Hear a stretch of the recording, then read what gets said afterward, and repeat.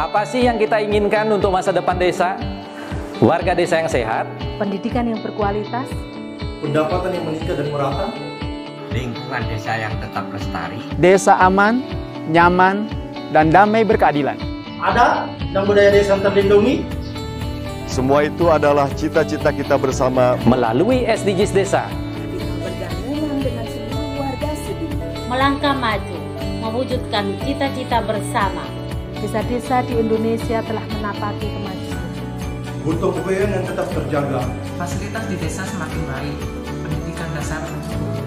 Akan tetap kita tidak boleh lengah, sebab masih banyak tantangan yang menghadapi. pengangguran pemuda desa. Pengangguran pemuda desa harus diatasi. Penurunan kemiskinan desa harus lebih cepat lagi. Kebakaran hutan harus dihentikan.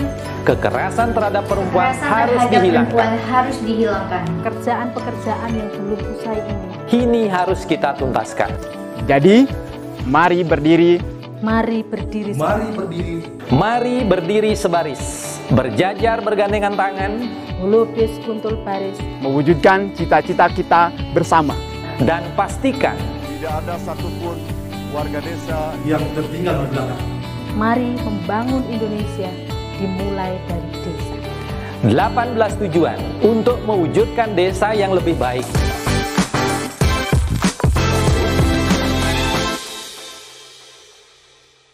Acara ini didukung oleh Desa Pay, cashless-nya kerabat desa Indonesia, sebuah aplikasi pembayaran online.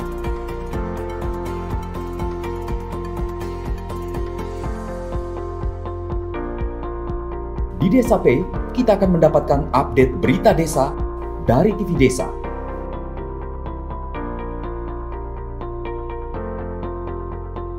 Unduh aplikasi Desa Pay segera.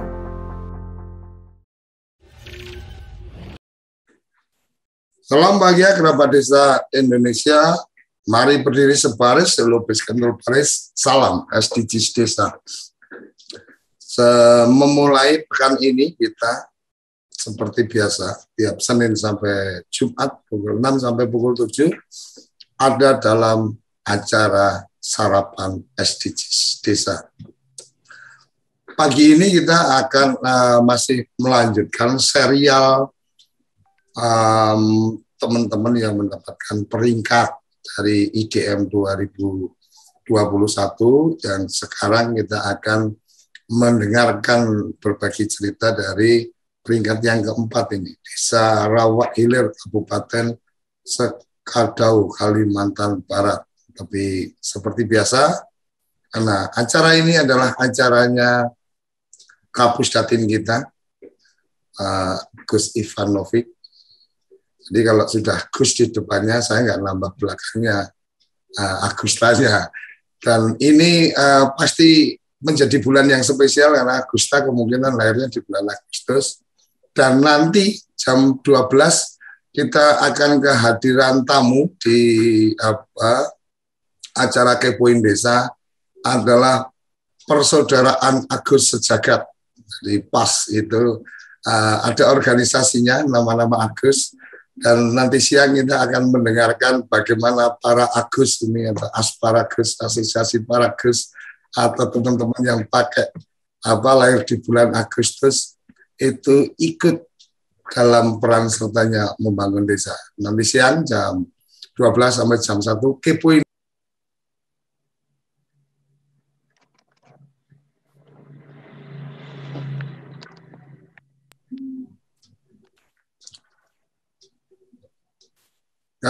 Selanjutnya kita akan, ini kok unmute terus audio saya. Halo, udah terdengar ya? Kita akan langsung saja ke Gus Ivan untuk update-nya. Silakan Gus, update terbarunya apa, dan baru nanti kita akan mencoba mendengar kabar dari peringkat 4 IDM 2021. Silakan, Gus. Terima kasih, Gus Koco, kerabat desa sekalian. Juga terima kasih Pak Abdul Aziz, ini Kepala Desa yang hadir menjadi tamu kita, juga kepada tenaga pendamping profesional. Sampai pagi ini itu pendata di SDGs Desa berjumlah 1.499.529. Kami yakin akan tembus 1,5 juta hari ini ya, karena tim ini infonya tadi menjelang jam 6 banyak yang desa yang belum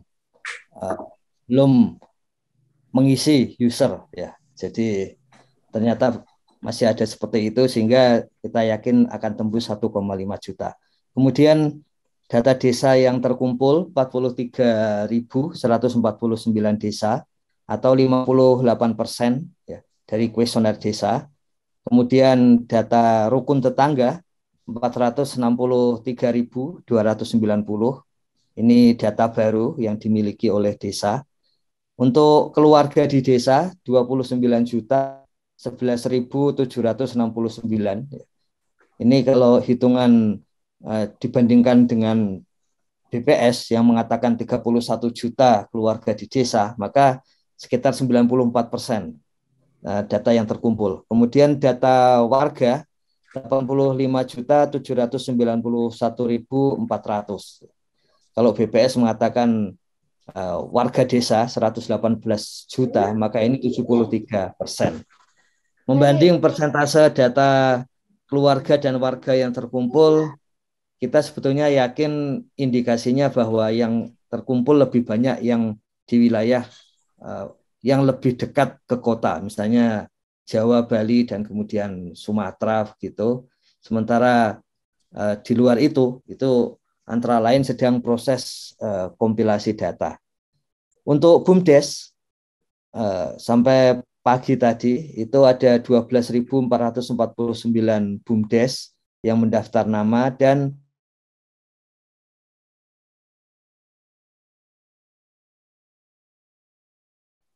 (1.489). Ya, ini masih banyak senjang antara yang daftar nama ke daftar badan hukum. Ya, jadi kalau sudah lebih dari 40 hari, maka bisa memulai lagi dari daftar nama, kemudian langsung hari yang sama daftar badan hukum gitu. Tapi kalau ada kesulitan teknis seperti dalam akhir minggu kemarin, ya, banyak desa dan tenaga pendamping profesional yang mendampingi itu segera kami bereskan kemarin. Kiranya hari Sabtu sudah mulai banyak lagi yang masuk. Daftar nama untuk BUMDesma 817 dan yang mendaftar badan hukum 41. Untuk perkembangannya seperti itu, Gus Koco. Kemudian berkaitan dengan desa yang menjadi narasumber kita pagi hari ini.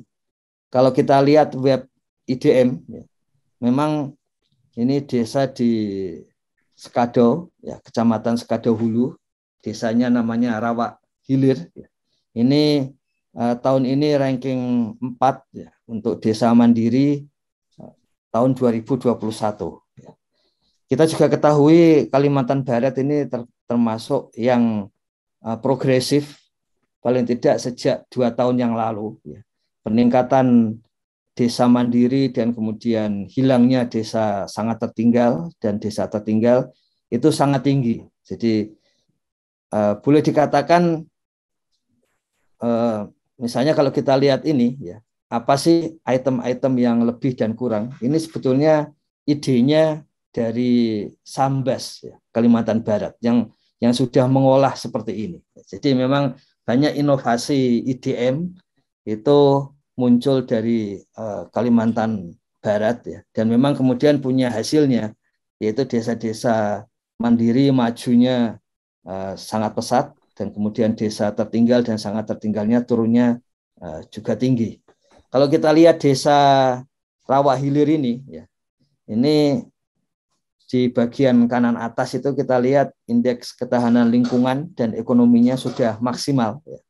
Ini yang kami sampaikan Gus Koco, bahwa desa di luar Jawa, nanti sebentar lagi kami masih menghubungi satu desa di Papua yang mandiri gitu, tetap ada potensi untuk mandiri dengan segera gitu. Jadi ini contohnya desa Rawa Hilir ini.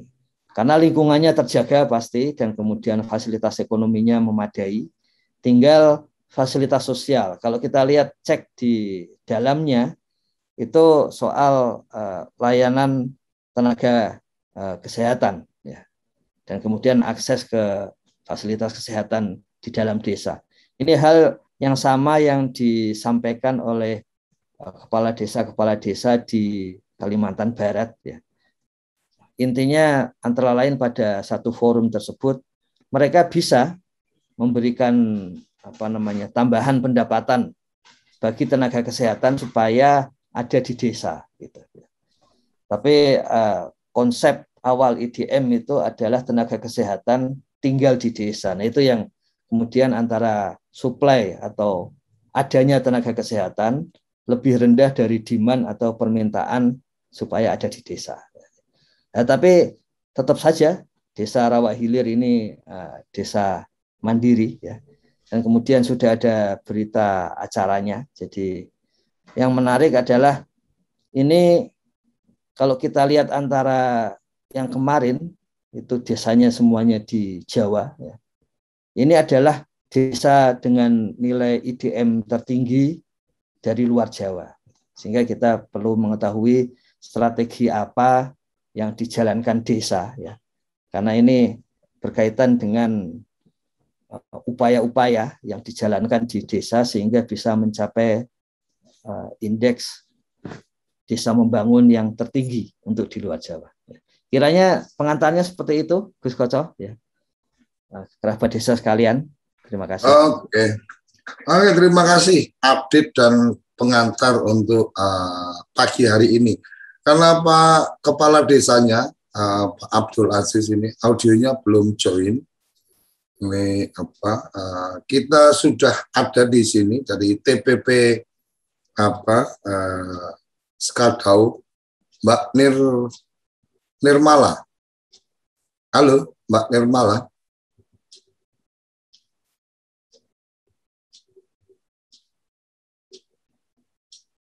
Halo Mbak Nirmala, boleh dibuka audionya?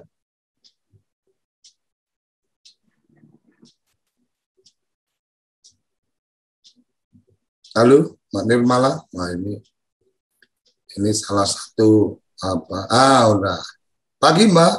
Pagi Pak.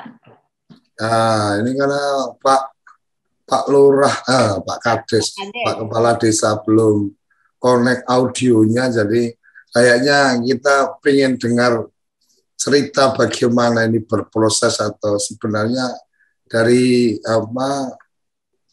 desa ini kemudian dapat peringkat 4 ini, boleh berbagi cerita Mbak Nirmal? Baik Pak, saya mulai ya Pak ya. Izin, ya silakan. Pak. Ya. Baik, Assalamualaikum warahmatullahi wabarakatuh. Waalaikumsalam. Selamat pagi dan semoga sehat semuanya ya Pak. Salam SDGs buat kita semua. Pak Abdul Aziz lagi proses Pak, didampingi Pak Sekdes, proses untuk aktifkan audionya di rumah beliau. Jadi untuk sementara mungkin kami sampaikan bagaimana proses kali ya Pak ya, proses pendampingan kami dalam tahapan IDM 2021. Ya. Nah ini udah masuk Pak Ajiznya.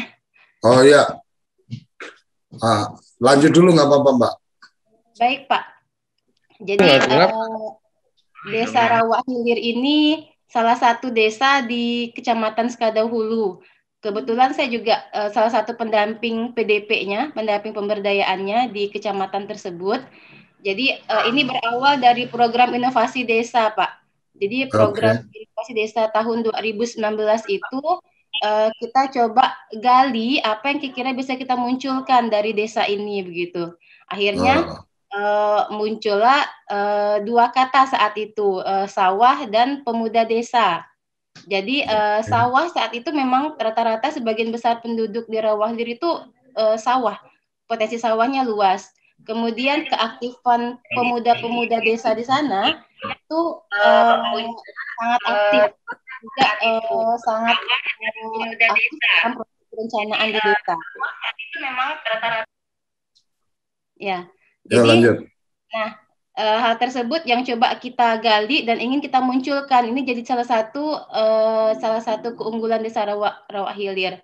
Akhirnya muncullah dari rapat juga perencanaan desa yang melibatkan pemuda, maka muncullah ada program agrowisata desa. Jadi namanya GASE, kalau bahasa di Rawak itu namanya GASE. GASE itu artinya kumpulan sawah-sawah gitu.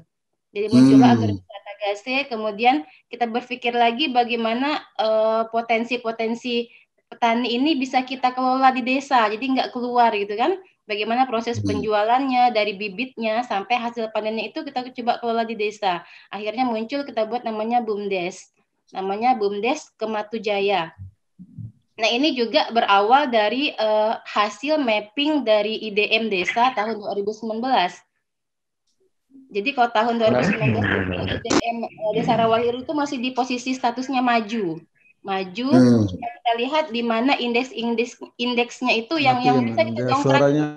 Kemudian Desa Rawak Hilir ini juga potensi bencananya juga ada karena banjir ya Pak ya, daerah desa dekat sungai.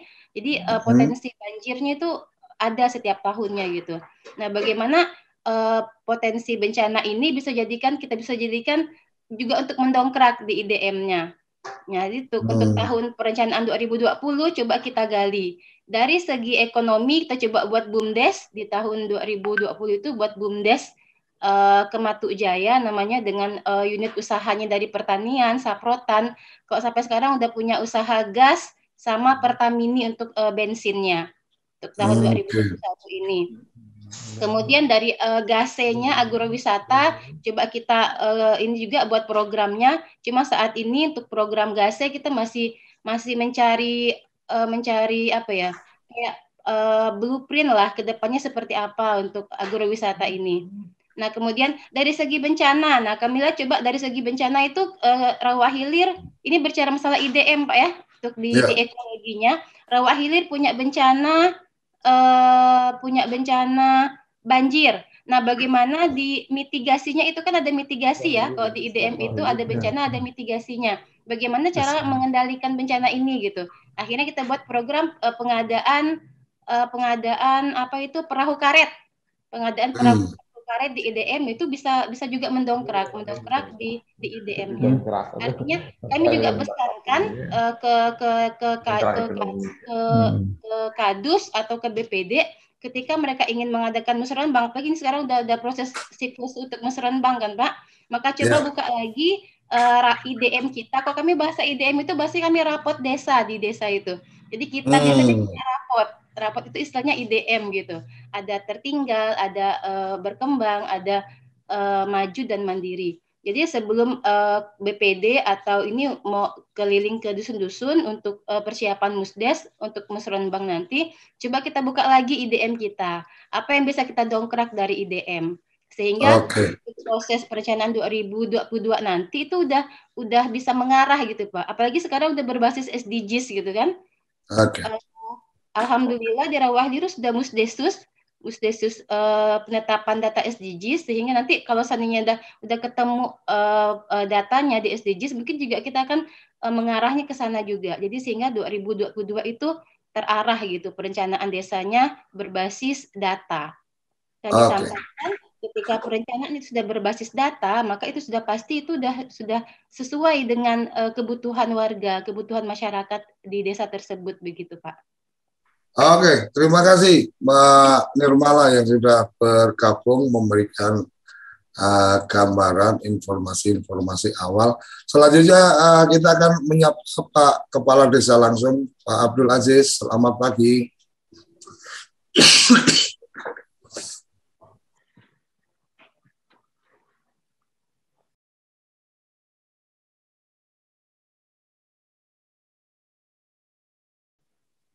Di-unmute Pak Aziz. Ya, halo. Oke, sudah. Halo. Ya, halo, ya. Pak, halo. Pak Abdul Aziz sudah dengar kita? Ya, dengar Pak, dengar Pak. Ya, ya. Oke. Terima kasih. Pak Abdul Aziz, selamat ini prestasinya mendapatkan peringkat keempat. Siap. IDM 2021.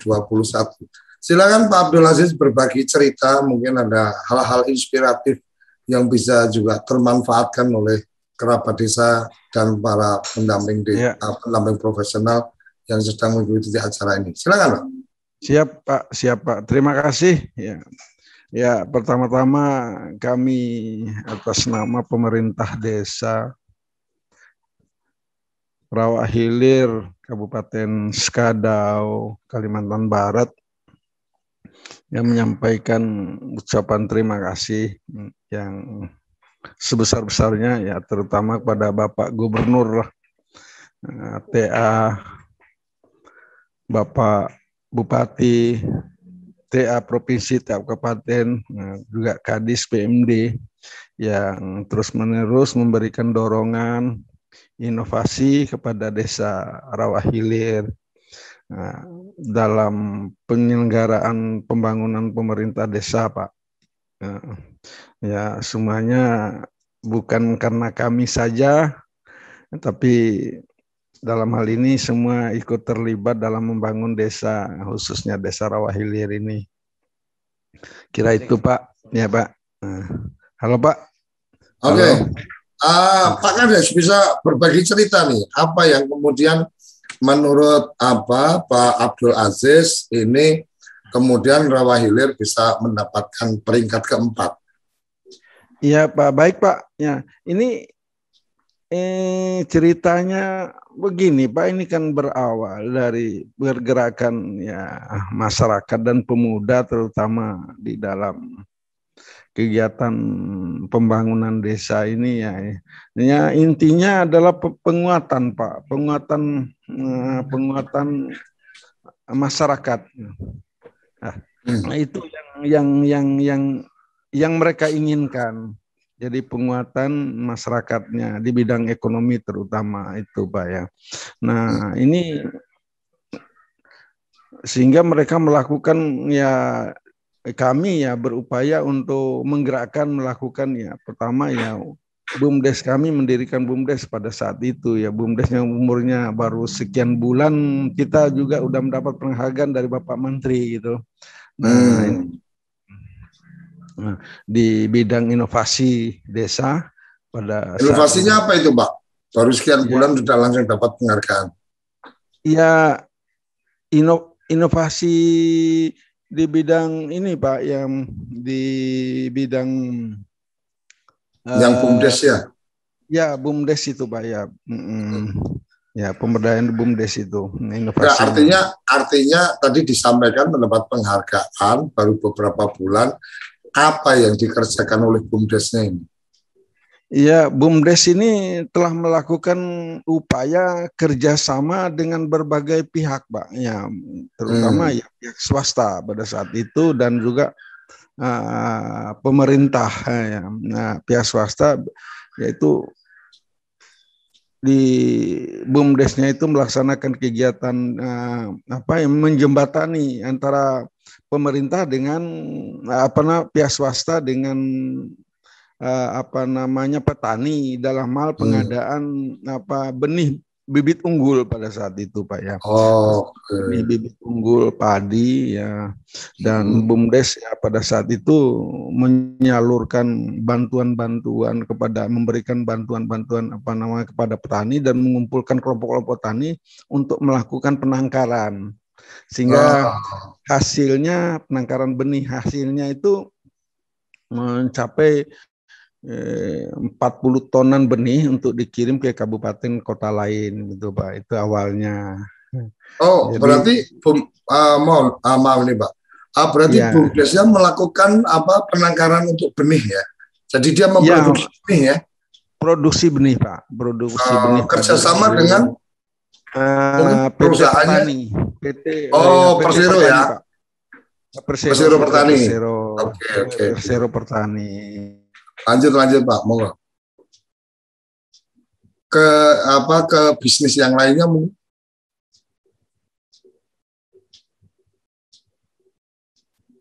Halo?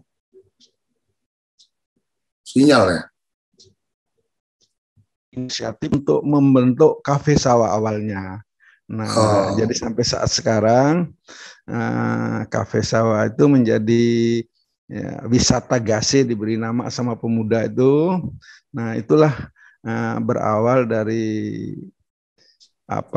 pergerakan pemuda dan masyarakat di desa kami ini untuk melakukan kegiatan pembangunan di desa, Pak. Di samping itu berbagai kegiatan-kegiatan lainnya cukup sangat kompak untuk hal-hal terutama juga di bidang kesehatan, pendidikan juga. Ya, di desa kami cukup kompak, Pak, untuk hal itu. Nah, kami pada intinya kami rasa bahwa yang penting masyarakatnya kompak, Pak, ya. Untuk melakukan kegiatan pembangunan itu ya kami pikir semua bisa dilakukan. Nah, ini semua bisa dilakukan oleh kita semua ini ya untuk maju, terutama untuk desa. Jadi ini, Pak, ya kami juga mendapatkan sementara ini, Pak, kami BUMDes kami ya terdiri beberapa unit usaha, namun usaha unit usaha ini, Pak, kami belum mengharapkan PAD-nya karena memang PAD kami pikir ada masuk dari hasil dari hasil bagi hasil usaha kelapa sawit, Pak. Jadi usaha kelapa sawit jumlahnya 48 hektar itu dari PAD asli dari desanya. Kemudian PAD dari BUMDesnya ini belum seberapa, Pak, ya kami, karena tadi pada intinya adalah kami melakukan penguatan, Pak, penguatan masyarakatnya. Jadi ini keinginan dari warga masyarakat. Sehingga itu yang dapat kami lakukan selama ini, Pak. Kira-kira itu, Pak, sementara dulu dari kami. Pak Kades, ya, Pak. Sebagai peringkat 4 IDM 2021, penasaran juga ini, saya pengen tahu berapa besar APBDes di desa Bapak? Ya, total Pak. Total APBDes? Total anggaran APBDes kami, Pak, ya dana desanya hanya 900-an juta, Pak. Kemudian ADD-nya sekitar 400-an lebih, Pak. PAD? PAD-nya untuk BUMDesnya kemarin masih, ya kalau dilihat masih sangat kecil, Pak, ya. Iya. Tapi kan ada PAD dari yang lain tuh, yang tadi. Ya, dari hasil pola plasma dengan perusahaan itu ya sekitar 24 juta kemarin, Pak, 24 jutaan. Pola mitranya, kemudian dari BUMDesnya juga sekitar 36 ya, Pak Sekdes, ya 36 juta baru masuk, Pak. Karena kami memang baru, Pak, baru memulainya. Insya Allah tahun ini karena kita juga pengadaan mobil, kita udah pengadaan 2 mobil, 1 mobil bantuan dari pemerintah daerah itu untuk pengangkutan LPG dari pangkalannya, kemudian kita BUMDesnya juga membeli mobil 1 unit mobil untuk pengangkutan buah sawit, ya sawit masyarakatnya. Nah, ini juga dilakukan kerjasama juga dengan pihak perusahaan yang ada di sekitar itu, Pak. Nah, ini insya Allah tahun ini PAD kita ini akan lebih besar, Pak. Karena kami hitung-hitung masukannya ya cukup lumayan, Pak. Ya. Oke, menarik. Pak Kades tadi menyampaikan bahwa partisipasi masyarakat, kemudian dengan kegiatan-kegiatan yang tadi disebutkan, juga tadi Mbak Nirmala juga cerita tentang 2 kata, sawah dan pemuda, gitu kan. Ini kan menarik juga nih, bagaimana menggerakkan pemuda. Ini kan bukan hal yang sederhana, bukan hal yang gampang. Karena saya di beberapa kesempatan selalu berpikir kalau burung itu bisa terbang harus ada 2 sayap. Sayap kanan dan sayap kirinya. Nah, kalau organisasi termasuk desa, saya berpikir bahwa akan bisa terbang tinggi itu ketika sayap pemuda dan sayap perempuannya itu bisa digerakkan secara bersama. Artinya perempuan ada penguatan, pemuda ada penguatan, karena bapak-bapak mah udah pasti kewajiban kan gitu. Tapi kalau kemudian peran serta pemuda ini bisa digerakkan dan peran serta perempuan bisa digerakkan, insya Allah desa juga akan bisa menjadi luar biasa. Nah, yang menarik dari Pak Abdul Aziz tadi disampaikan tentang bagaimana memberikan ruang untuk pemuda, kemudian bagaimana mereka diberikan kesempatan. Oke, pengen bikin kafe dan sebagainya, nggak mungkin lah kalau bapak-bapak yang punya ide bikin kafe kan kayaknya nggak juga gitu kan. Nah, kan pemuda itu. Nah, bagaimana seorang kepala desa ini memberikan kepercayaan atau memberikan ruang kepada pemuda ini, suka dukanya, gampang susahnya seperti apa? Iya Pak, baik. Ya ini sebenarnya Kafe Sawah ini begini ceritanya Pak. Berawal memang saya dulu berkunjung ke ke Jawa itu Pak ya. Oh ya. Berkunjung ke Jawa. Jadi saya ke sana melihat juga di TV ya, mencoba itu. Nah, kemudian pada tahun berikutnya saya menganggarkan untuk mengirim 2 pemuda itu ke Jawa juga Pak, untuk mencari tahu bagaimana membuat seperti itu. Sementara potensi yang ada di tempat kita bisa gitu Pak. Itu awalnya sebenarnya. Jadi Pak Bupati pada saat itu melakukan mengundang beberapa desa untuk berangkat ke sana semua.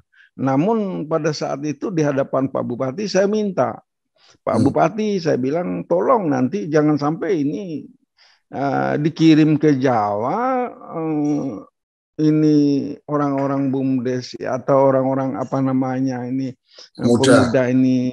pemuda ini dikirim ke Jawa, tapi hasilnya ke sini tidak ada. Itu saya itu bilang sama Pak Bupati, karena ini kita menggunakan dana desa.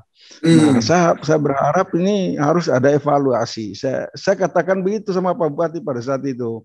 Nah, jadi ternyata kami kirim.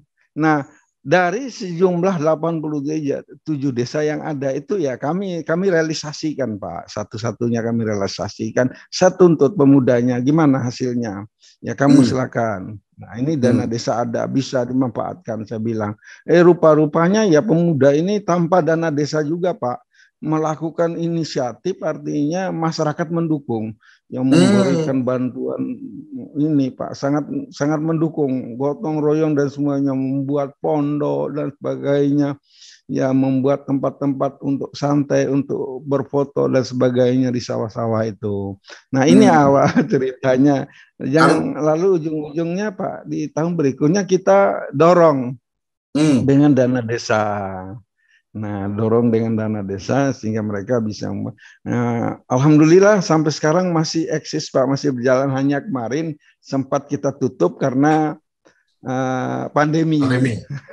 Tapi sekarang pandemi itu Pak sempat kita tutup, dan kita baru memulai untuk memungut tiket masuk Pak tiket masuk ke situ, dan telah kita buatkan tempat untuk penjagaan. Kira-kira itu Pak awalnya.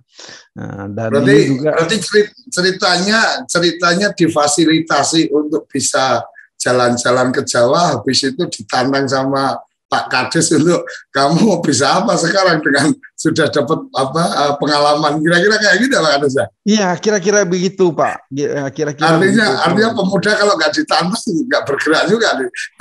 Pemudanya pada saat itu memang ada inisiatifnya seperti itu Pak. Cuman saya pikir harus saya kirim mereka ini, dan kebetulan mereka ini adalah orang-orang terampil Pak dan itu yang saya kirim. Dan di lingkungan itu ya luar biasa juga pengunjungnya gitu. Hanya saja ini kita sedang memulai lagi untuk mengembangkan di bidang pertanian lain, Pak, pemberdayaan masyarakatnya di bidang pertanian, karena di musim pandemi ini termasuk juga kami melakukan langkah untuk mengajak masyarakat menanam cabai, semangka dan sebagainya. Nah, ini yang kami lakukan sekarang ini, Pak. Oke, Pak Kades, ini menarik menurut saya. Kenapa saya perlu eksplor lebih jauh, saya perlu bertanya lebih jauh. Jadi menarik tentang bagaimana yang tadi disampaikan, seorang kepala desa juga mengatakan kepada bupati kalau ini jalan-jalan pulangnya gak ada yang kemudian dikerjakan, ya percuma saja. Artinya saya melihat bagaimana komunikasi pemerintah desa dengan pemerintah kabupaten cukup baik. Kemudian mungkin akhirnya itu bisa berjalan dengan baik. Ada di beberapa daerah, saya tidak perlu menyebutkan daerahnya, tetapi ada di beberapa daerah hubungannya kurang baik antara pemerintah desa dengan supra desa, dalam hari ini kecamatan, kabupaten, juga dengan mungkin teman-teman pendamping. Karena kemarin juga saya habis ada perjalanan ke Jawa, juga sempat dengar juga keluhan tentang bagaimana pendamping dan seterusnya. Nah, saya pengen dengar dari Pak Kades ini. Bagaimana Bapak mengambil peran untuk kemudian harmonisasi, ya, mengharmoniskan hubungan dengan teman-teman pendamping, teman-teman kecamatan, teman-teman kabupaten, teman-teman dinas dan seterusnya. Ada tips atau trik yang mungkin bisa di-sharing, mungkin kepala desa yang masih belum punya banyak pengalaman bisa mendengar cerita dari Bapak, karena kadang-kadang kan supra desa kan, kalau tadi pemuda desanya ditantangin juga, mungkin supra desa juga kadang-kadang perlu ditantangin juga. Silakan Pak Kades.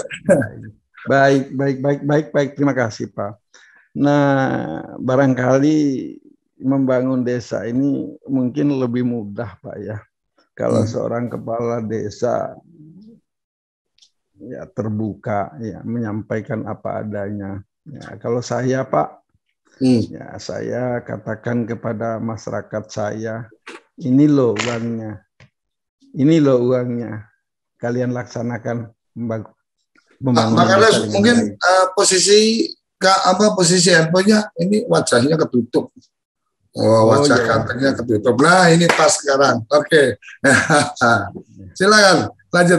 Ya, jadi pada intinya kan begini menurut kami, Pak, di masyarakat ini ya beritahu bahwa ini loh uangnya, kita gunakan apa, kalian bahas itu intinya, dan kalian jaga uang ini karena penanggung jawabnya adalah saya katakan begitu. Ini silakan dikelola dengan baik sesuai dengan musyawarah, sesuai dengan hasil rencana. Pada intinya itu, Pak. Nah, biarkanlah.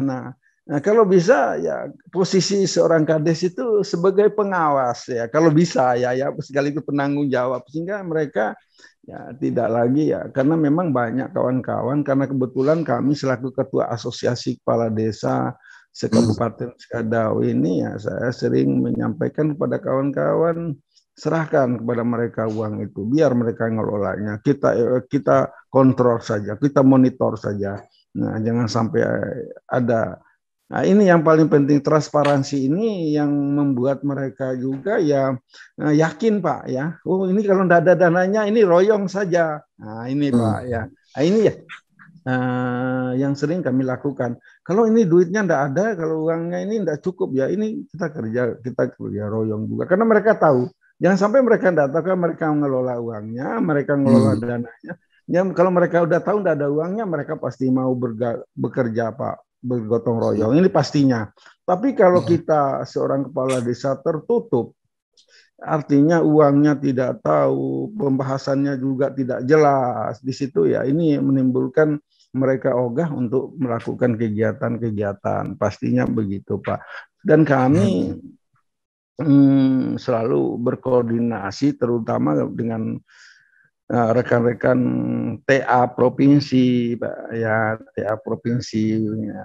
Kemudian juga TA kabupaten, Bapak Bupati selalu koordinasi, ya, mendukung program-program Pak Bupati, terutama Pak Bupati baru yang baru ini Pak, ya punya program ya peningkatan di bidang pemberdayaan ini ya sangat kami dukung juga beliau.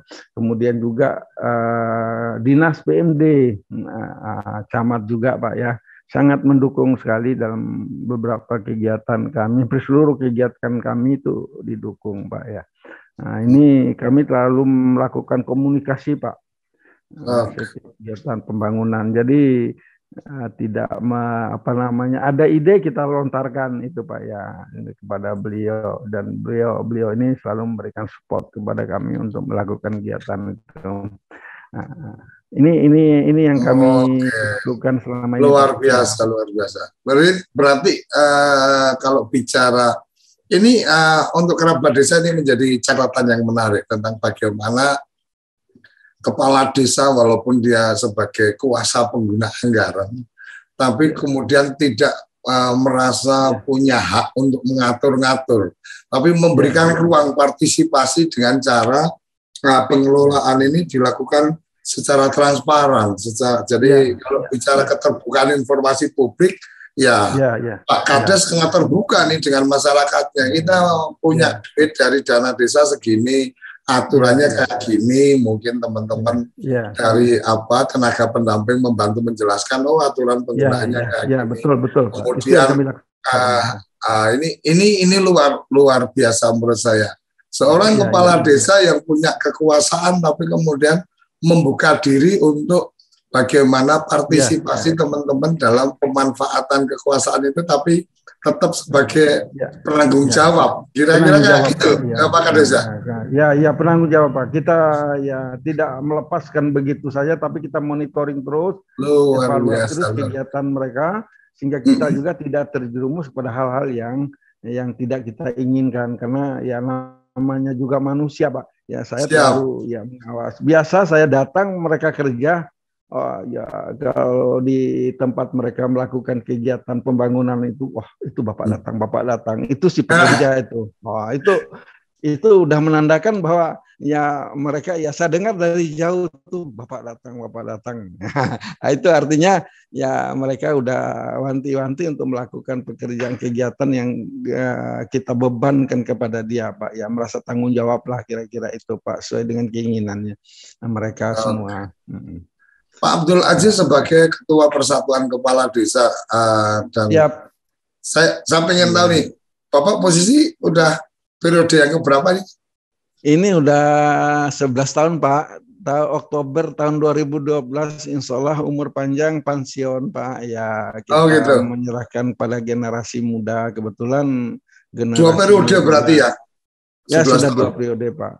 Ya, kan Undang-Undang Desa boleh 3 periode tuh Pak. Ya Pak, Undang-Undang Desa kan mengizinkan 3 periode. Undang-Undang Desa 3 periode Pak. Undang-Undang Desa. Masyarakat tidak mendorong Pak Kades untuk maju yang ketiga kali?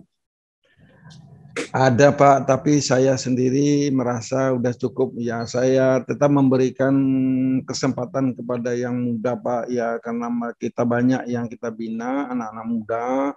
Ya yang muda-muda, usia muda itu ya kami lihat cukup bisa untuk menggantikan posisi kami, dan kami lihat juga ya kami juga tidak terlepas Pak ya di sini sepanjang pengganti anak-anak ini nanti akan melakukan koordinasi, insya Allah kami juga tetap ya ikut memberikan dorongan, memberikan partisipasi walaupun sudah pensiun Pak. Ini karena memang artinya sudah memutuskan untuk tidak maju ketiga nih. Sudah memutuskan untuk pensiun, saya sudah mengumumkan di masyarakat Pak. Ya, saya akan pensiun itu. Lalu memang efeknya ada Pak. ya, dari terutama dari pemuda, ibu-ibu PKK dan sebagainya itu akan tidak mau lagi mengurus desa. Kalau Bapak, tidak boleh begitu, saya katakan tidak boleh begitu, saya bilang ya. Jadi kami tidak mau lagi ngurus ini. Tapi insya Allah Pak, ya kami akan perbaiki mereka supaya bisa mereka bisa berjalan lagi ya, seperti bagaimana yang diharapkan itu Pak, kira-kira itu.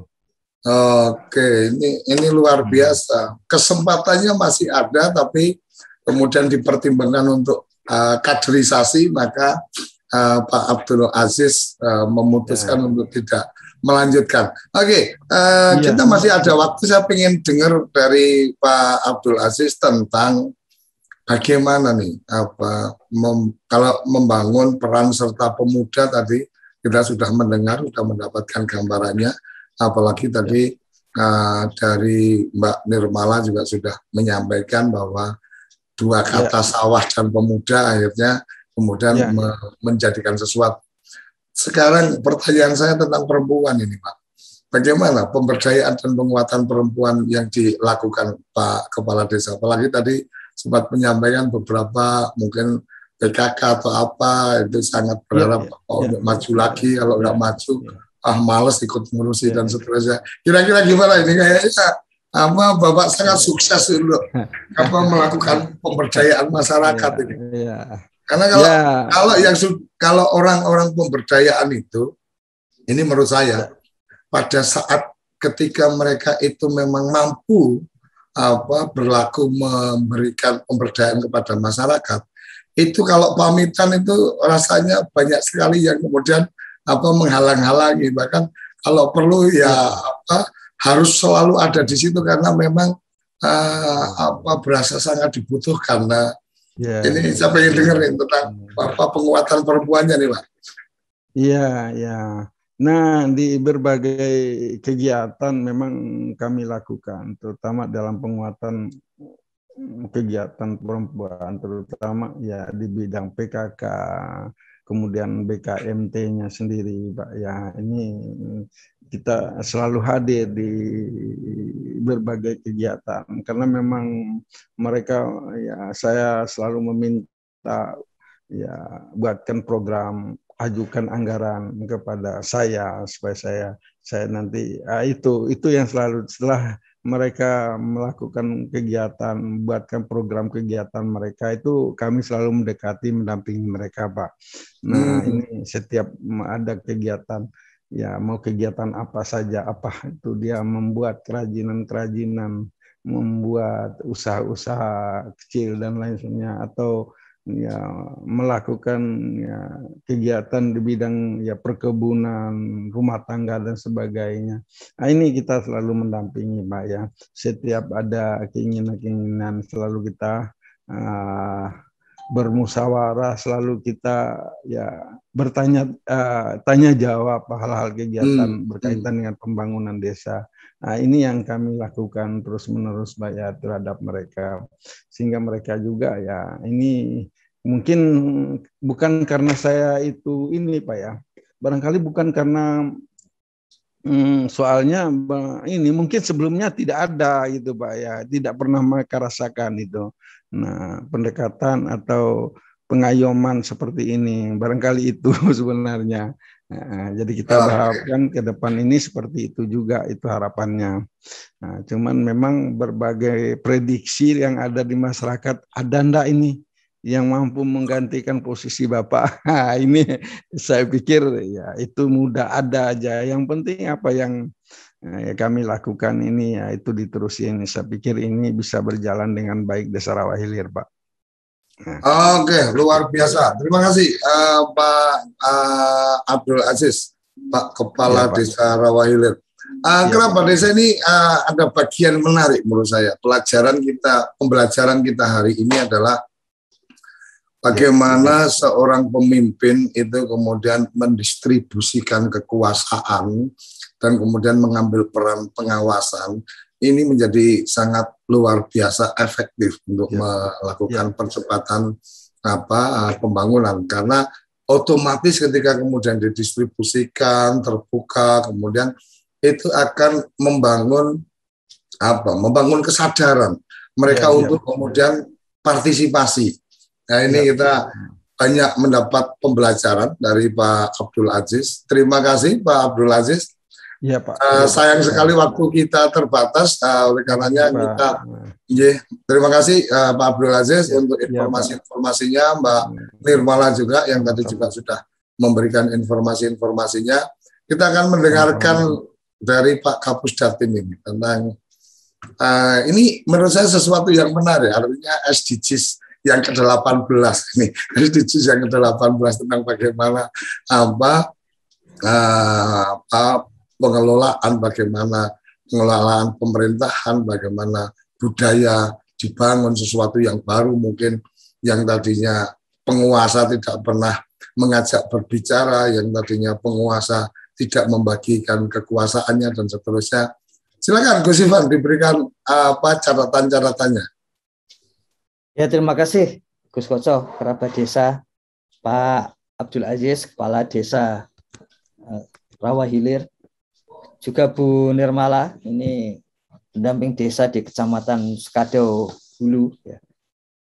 Ini saya kira banyak pelajaran hari ini, Gus Koco. Jadi campuran ini Gus ternyata antara melihat Jawa, ya, tapi sekaligus mengembangkan sendiri di desanya. Ini progresivitasnya seperti itu. Tapi itu dimungkinkan seperti yang kita ketahui, memang kemampuan mengorganisir warga, terutama ya secara, kalau istilah di Jawa itu tutwuri ini, dari belakang tapi memberdayakan, seperti itu.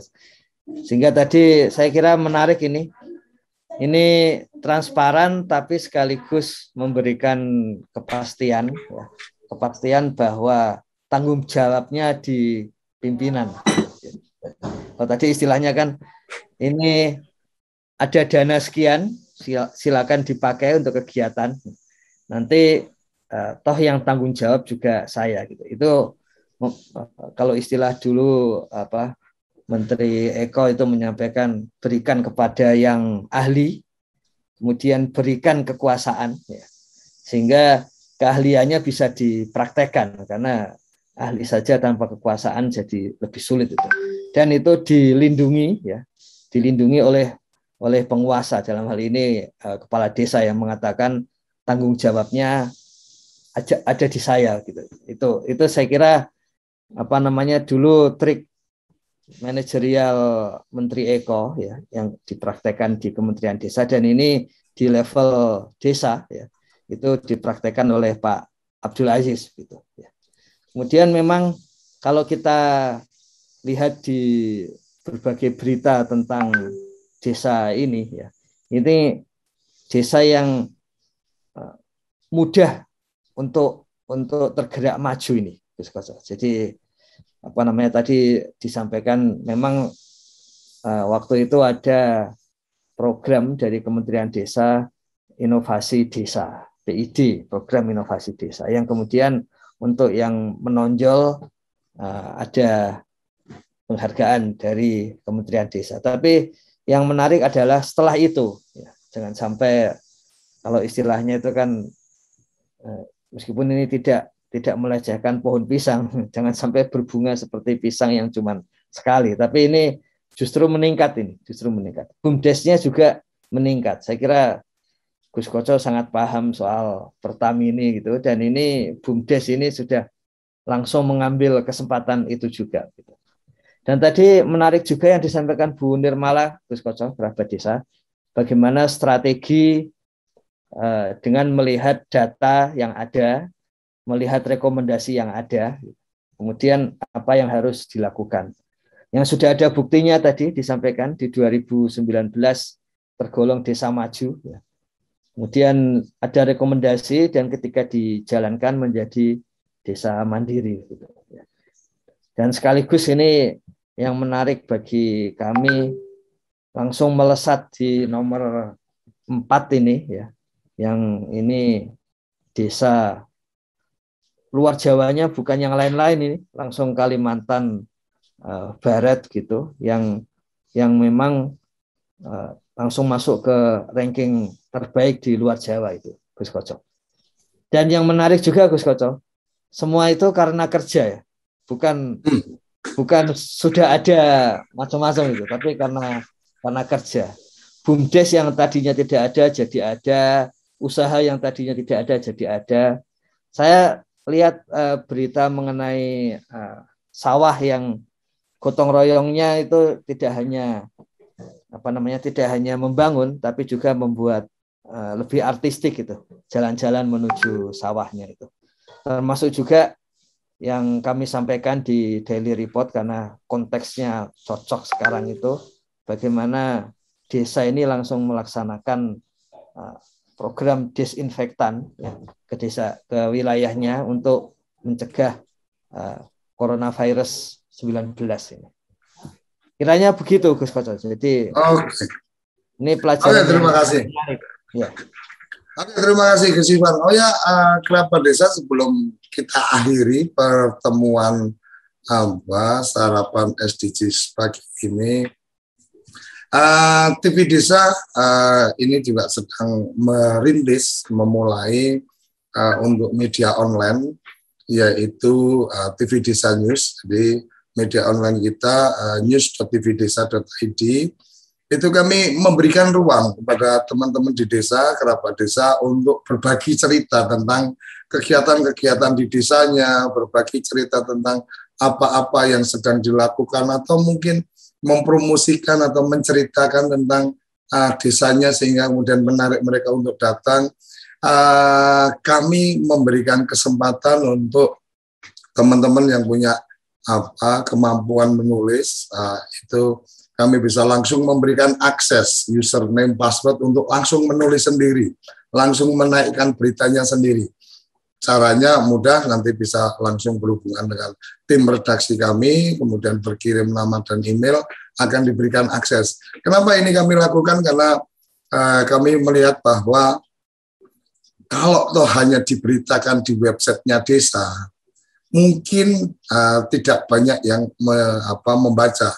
Tetapi mungkin kalau diberitakan di websitenya desa dan juga diberitakan di website online newsnya TV Desa, insya Allah menjadi lebih banyak yang bisa membaca dan mengetahui.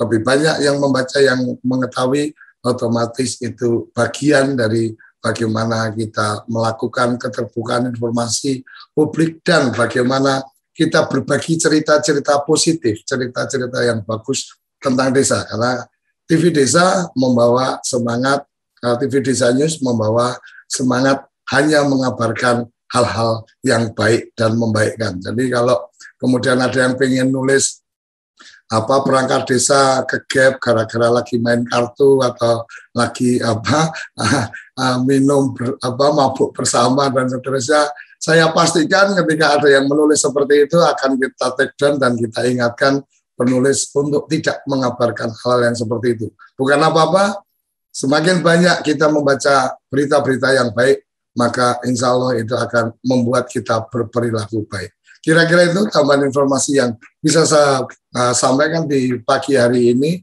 memulai pekan ini. Mohon dukungannya Pak Kapus Datin untuk bisa mengabarkan teman-teman pendamping profesional juga, karena saya juga sempat mendengar ada teman-teman pendamping profesional, ini saya bikin laporan tapi jumlah karakternya terbatas. Nah, kalau mau nulis yang panjang sampai lebih dari 500 kata, ya naikkan aja ke web TV Desa News.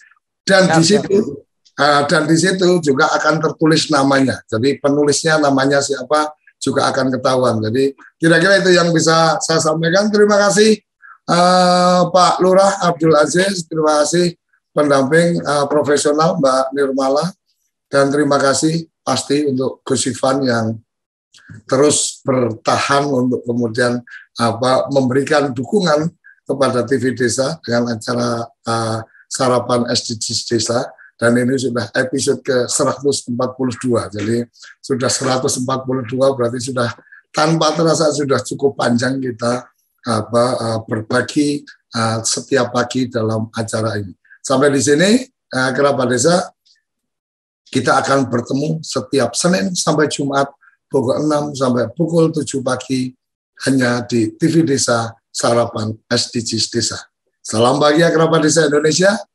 Mari berdiri serbalis, Borobes Gondol Baris. Salam SDGs Desa. Salam Desaisme. Terima kasih. Apa sih yang kita inginkan untuk masa depan desa? Warga desa yang sehat, pendidikan yang berkualitas, pendapatan yang meningkat dan merata, lingkungan desa yang tetap lestari, desa aman, nyaman, dan damai berkeadilan. Adat dan budaya desa terlindungi. Semua itu adalah cita-cita kita bersama melalui SDGs Desa. Melangkah maju, mewujudkan cita-cita bersama. Desa-desa di Indonesia telah menapaki kemajuan. Gotong royong yang tetap terjaga. Fasilitas di desa semakin baik, pendidikan dasar mencukupi. Akan tetap kita tidak boleh lengah, sebab masih banyak tantangan yang menghadapi. pengangguran pemuda desa. Harus diatasi. Penurunan kemiskinan desa harus lebih cepat lagi. Kebakaran hutan harus dihentikan. Kekerasan terhadap perempuan harus dihilangkan. Pekerjaan-pekerjaan yang belum usai ini harus kita tuntaskan. Jadi, mari berdiri. Mari berdiri. Mari berdiri sebaris. Berjajar bergandengan tangan. Borobes Gondol Baris. Mewujudkan cita-cita kita bersama. Dan pastikan tidak ada satupun warga desa yang tertinggal di belakang. Mari membangun Indonesia dimulai dari desa. 18 tujuan untuk mewujudkan desa yang lebih baik.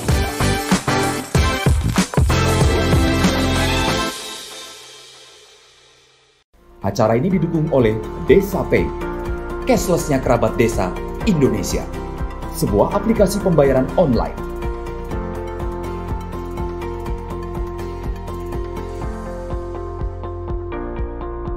Di Desa Pay, kita akan mendapatkan update berita desa dari TV Desa.